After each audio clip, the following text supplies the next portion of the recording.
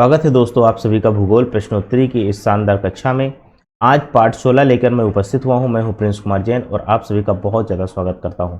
उम्मीद करता हूं आप सभी बहुत ही ज़्यादा स्वस्थ होंगे, मस्त होंगे और बिंदास पढ़ाई कर रहे होंगे। तो हम चलते हैं अपने सवाल की तरफ। हमारा पहला सवाल है,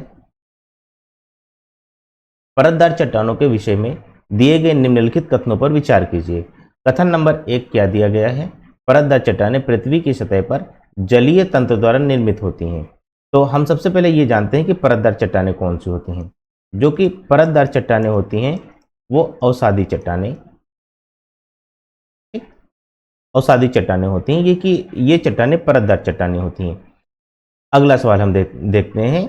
अगला कोड नंबर 1 दिया गया है कि कोड नंबर 2 है, परतदार चट्टानों के निर्माण में पूर्व विद्यमान चट्टानों का क्षरण होता है। पूर्व विद्यमान चट्टानों का क्षरण, क्षरण का मतलब आप समझते हैं कि हाँ, इसका अपरदन होता है। अपरदन या हम कह लें अपक्षय। अपक्षय का मतलब है टूट फूट और अपरदन का मतलब है कि उसका घिसावट। ठीक है। और परतदार चट्टानों में जीवाश्म पाए जाते हैं। ठीक, परतदार चट्टानें विशिष्ट रूप से परतों में पाई जाती हैं। इसमें ये दिया ही है परतदार चट्टानें हैं तो ये परतों में पाई जाती हैं। तो ये वाला कोड नंबर तो आपका 100% सही हो गया। क्वेश्चन से ही आपको पता चल रहा है। अगला कोड हम देखते हैं कि परतदार चट्टानों में जीवाश्म पाए जाते हैं। अवसादी चट्टानें चूंकि परतदार चट्टानें होती हैं और अवसादी चट्टानें कोई ऐसा नहीं है कि हाँ साल 2 साल में निर्मित होगी। इनको निर्मित होने में कई हजार कई लाख साल लगते हैं। तो इस प्रकार से इनमें जिससे सपोज कर लो कि ये आपका स्थल है मान लेते हैं। ठीक, और ये एक पर्वत का निर्माण है। अब पर्वत के बाद में यहां पर मान के चलते हैं कि हवा चल रही है इस प्रकार से। ठीक, इस प्रकार से हवा चली। इसके बाद में वर्षण भी हो रहा है। ये देखिए ये बारिश हो रही है। तो इन सब चीजों का असर क्या पड़ता है कि हाँ इसका अपरदन होने लगता है। जो इसकी चोटी होती है, चोटी का जब अपरदन होता है तो इसके कुछ कुछ जो कण होते हैं वो नीचे बह के आते हैं। और नीचे बह के आते हैं तो यहाँ जो तलछटी होती है, तलछटी में इस प्रकार से जमा होने लगते हैं। एक बार ये जमा हो गए, फिर साल दर साल बीतता गया और कड़ाएं और जमा होते चले गए। इसी में जब ये चूंकि जल है तो यहाँ पर मछलियां भी होंगी। ठीक, मछलियां भी होंगी और मछलियां पता चला कि इसमें मर गई आके, तो इनके जो अवशेष हुए ये भी इसी में दब गए इस प्रकार से। तो इनके अवशेष भी इसमें दब गए। तो ये चट्टानें परतदार के साथ साथ जैसे इसका अवशेष दब गया तो इसका जीवाश्म हो गया। तो यानी कि इसका मतलब है कि परतदार चट्टानों में जीवाश्म पाए जाते हैं। आपका कोड नंबर 3 भी सही हो जाएगा। इसके बाद ये है कोड नंबर 2, परतदार चट्टानों के निर्माण में पूर्व विद्यमान चट्टानों का क्षरण होता है। ये जो चट्टान है ये पूर्व विद्यमान चट्टान है और इसका क्षरण हो रहा है, यानी कि इसका अपक्षय भी हो रहा है और इसका अपरदन भी हो रहा है। इस प्रकार से इनका क्षरण भी होता है। तो कोड नंबर आपका 2 भी सही हो जाएगा। कोड नंबर 1 क्या है? परतदार चट्टानें पृथ्वी की सतह पर जलीय तंत्र द्वारा निर्मित होती हैं। हाँ, इन पर जल का प्रभाव रहता है, जल के साथ साथ इन पर वायु का भी प्रभाव रहता है और भूस्खलन इस प्रकार से अन्य बहुत सी गतिविधियों का प्रभाव रहता है। तो हम देखते हैं कि आपका कोड नंबर 1 और कोड नंबर 2, 3, 4 यानी कि 4 के चारों कोड सही हैं। तो ऑप्शन नंबर जो आपका डी है जिसमें 1, 2, 3, 4 चारों कोड सही हैं, ये आपका सही राइट आंसर हो जाएगा। अगले सवाल पे हम चलते हैं। अगला सवाल है हमारा, महान हिमयुग का संबंध किससे है? प्लीस्टोसीन से है, ओलिगोसीन से है, होलोसीन से है या इओसीन से है? तो जो महान हिमयुग हमारा था वो उसका संबंध प्लीस्टोसीन से है। और प्लीस्टोसीन जो युग था वो आज के 20 लाख वर्ष पूर्व से 20 लाख वर्ष पूर्व से ठीक 10,000 वर्ष पूर्व तक 10,000 वर्ष पूर्व तक का माना जाता है। तो इस प्रकार से जो हिमयुग, महान हिमयुग का जो संबंध था वो प्लीस्टोसीन युग से था। और जो इसका अंतिम समय था प्लीस्टोसीन युग का, उसमें महान जो हिमयुग की चादर थी वो सिमटने लगी थी। और उस समय जैसे सिमटने लगी चादर तो जो पुराने जीव थे या मान के चलो जो सर्वाइव कर चुके थे वो आए। इसके बाद में आदि मानव का निर्माण हुआ, मतलब आदि मानव आए। इस प्रकार से जो तो प्लीस्टोसीन युग के लगभग अंत तक आदि मानव आ गए थे। अगले सवाल पे हम चलते हैं। अगला सवाल है हमारा, ज्वालामुखी से सबसे अधिक कौन सी गैस निकलती है? ज्वालामुखी जब फटता है तो उससे बहुत सारी गैसें निकलती हैं और बहुत सारा मैग्मा निकलता है। और मैग्मा में खनिज भी होते हैं, धातुएं भी होती हैं और अधातुएं भी होती हैं। तो ये अलग अलग प्रकार के ज्वालामुखी पर निर्भर करता है। या किस ज्वालामुखी में कौन से तत्व अधिक पाए जाते हैं। इसमें पूछ रहा है कि कौन सी गैस सबसे अधिक निकलती है, जल वाष्प निकलता है या हीलियम निकलती है, सल्फर डाइऑक्साइड या कार्बन डाइऑक्साइड निकलती है। तो जब एक ज्वालामुखी फटता है तो उसमें सर्वाधिक मात्रा में जल वाष्प निकलता है, लगभग 60 to 90% के आसपास का जल वाष्प निकलता है। उसके बाद में कार्बन डाइऑक्साइड निकलती है 10 to 15% के आसपास की, सल्फर डाइऑक्साइड निकलती है मोटी मोटा 10% के आसपास की, उसके बाद में हीलियम 1% 2% इस टाइप से निकलता है। तो सर्वाधिक अगर पूछा गया है तो आपका जो जल वाष्प है ये राइट आंसर हो जाएगा कि सर्वाधिक गैस निकलने वाली जो है जल वाष्प है। जल वाष्प क्या है? जल वाष्प है तुम्हारा H2O, यानी कि जो H2O है, H2O वेपर, इसे हम जल वाष्प कहते हैं। अगले सवाल पे चलते हैं। अगला सवाल है हमारा, निम्नलिखित में से कौन विश्व का सबसे ऊंचा ज्वालामुखी पर्वत है? Mount Pinatubo, mount Kilimanjaro, mount ताल या माउंट कोटोपैक्सी। इनकी हम सबकी ऊंचाई देखते हैं कि किसकी ऊंचाई कितनी है।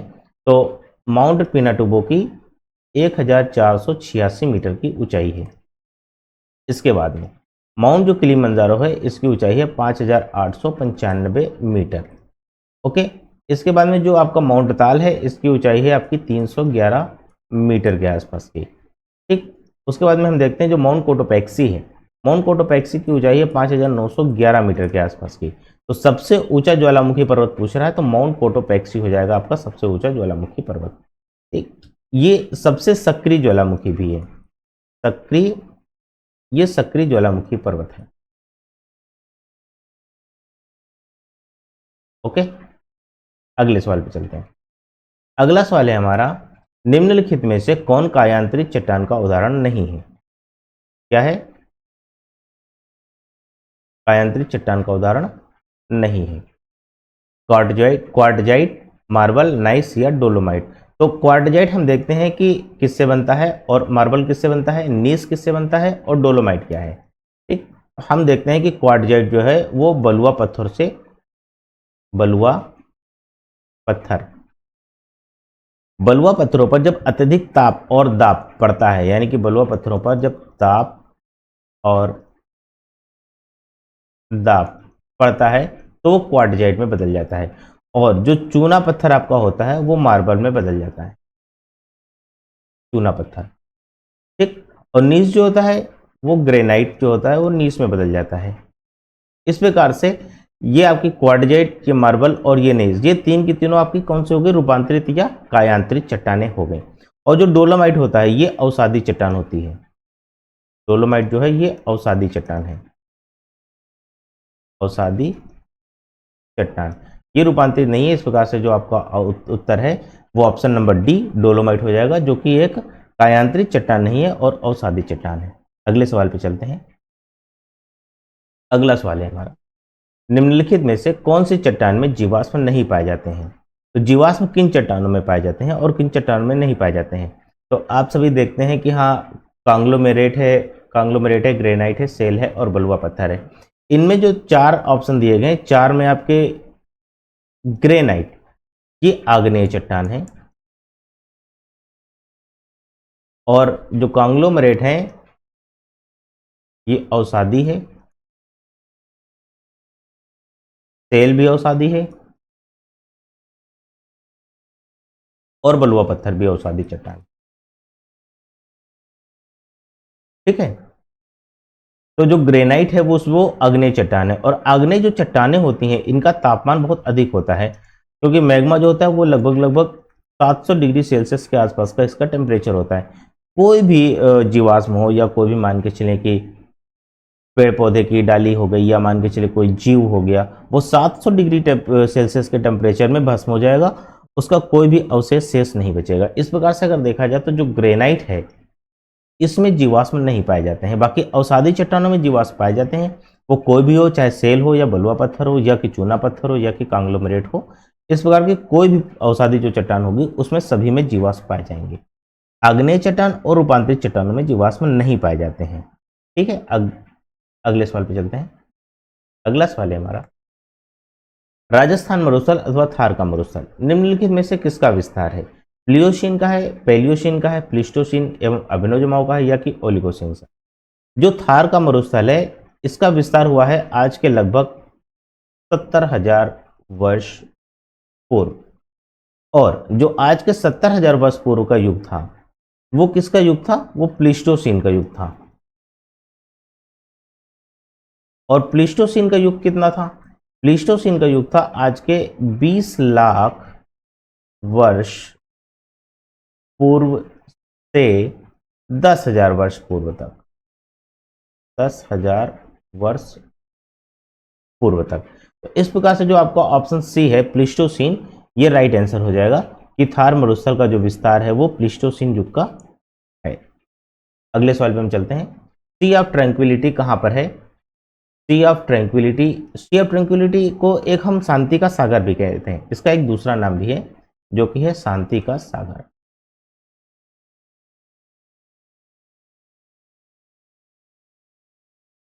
ठीक, और ये शांति का सागर चंद्रमा पर स्थित है। ये प्रसिद्ध क्यों है? ये प्रसिद्ध इसलिए है क्योंकि यहां पर 1969 में, ठीक, जो एक चंद्रयान था, मानव युक्त चंद्रयान, चंद्रयान है ये मानव युक्त है, मानव युक्त चंद्रयान है, ये उतरा था। और ये किसका था? ये यूएसए का था। इस चंद्रयान का नाम क्या था? अपोलो,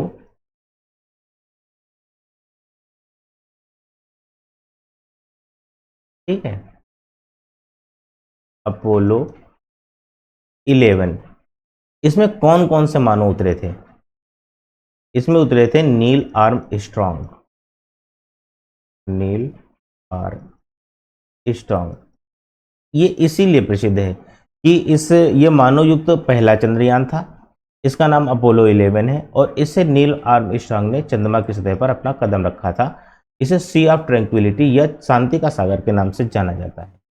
यहाँ पर कोई समुद्र नहीं है, लेकिन ये एक जगह है, और उस वो मतलब जगह बेसाल्ट से निर्मित है, बेसाल्ट, और इस जगह को सी ऑफ ट्रैंक्विलिटी के नाम से जानते हैं, मतलब इसका नाम रख दिया गया है सी ऑफ ट्रैंक्विलिटी।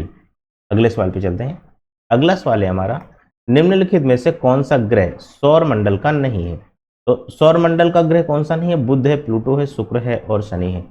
जो ये प्लूटो ग्रह है, इसे 2006 में इंटरनेशनल एस्ट्रोनॉमिकल यूनियन के द्वारा ग्रह से हटा दिया गया है। क्या कर दिया गया है? ग्रह से हटा दिया गया है, यानी कि इसको ग्रह नहीं माना गया। फिर इसे क्या माना गया है? इसको क्षुद्र ग्रह माना गया, नहीं क्षुद्र नहीं, बौना ग्रह माना गया है, बौना ग्रह। और ग्रह मानने की कंडीशन क्या थी? ग्रह मानने की कंडीशन थी कि एक तो ग्रह गोल होना चाहिए, ठीक।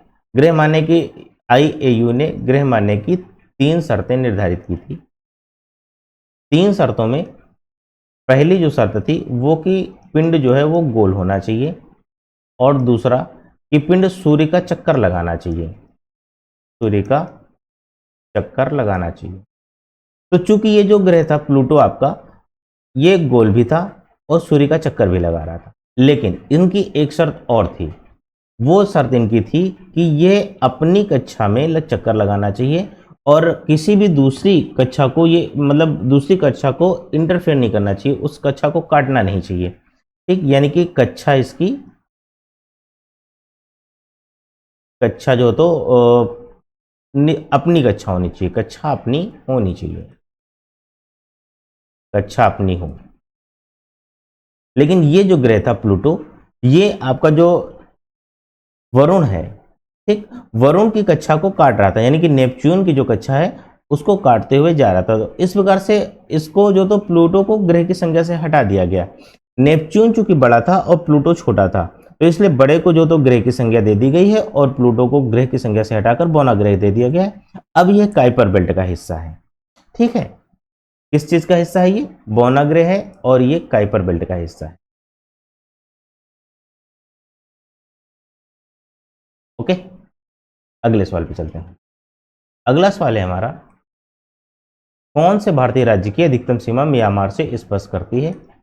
मणिपुर है, अरुणाचल प्रदेश है, मिजोरम है और नागालैंड है। तो जो मणिपुर की सीमा है और अरुणाचल प्रदेश की सीमा है, वो कितनी कितनी सीमा है जो कि टच करती है? हम देखते हैं कि मणिपुर की 398 किलोमीटर की जो सीमा है वो अरुणाचल प्रदेश म्यांमार से स्पर्श करती है। इसके बाद जो अरुणाचल प्रदेश की है वो 520 किलोमीटर की सीमा है। वो म्यांमार को स्पर्श करती है। और मिजोरम की है 510 किलोमीटर की सीमा। नागालैंड की सबसे कम सीमा है 215 किलोमीटर। तो जो सर्वाधिक सीमा है वो आपकी अरुणाचल प्रदेश की है। इसमें पूछ रहा है कि अधिकतम सीमा म्यांमार से स्पर्श करती है, तो ऑप्शन नंबर बी आपका हो जाएगा कि अरुणाचल प्रदेश, जिसकी 520 किलोमीटर की जो सीमा है वो म्यांमार देश से स्पर्श करती है। आज के लिए इतना ही, मिलेंगे किसी और वीडियो में, तब तक के लिए जय हिंद।